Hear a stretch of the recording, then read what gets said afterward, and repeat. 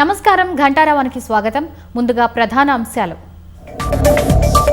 పెద్ది సుదర్శన్ రెడ్డి దశదిన కర్మకు హాజరైన కేసీఆర్, బాధిత కుటుంబాన్ని పరామర్శించిన బీఆర్ఎస్ అధినేత.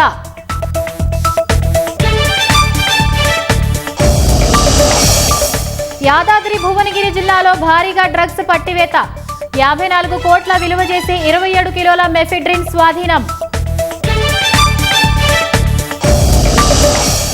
బెంగాల్ మాజీ సీఎం మమతా బెనర్జీకి నిరసన సెగ, మృతి చెందిన కార్యకర్త కుటుంబ పరామర్శలో అడ్డగింత.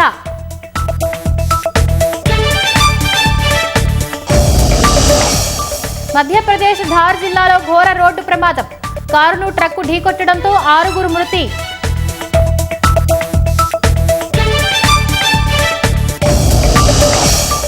హైదరాబాద్ లో ఘనంగా ఆషాఢమాస బోనాల జాతర, సింహవాహిని అమ్మవారికి మొక్కులు చెల్లించుకున్న ప్రముఖులు.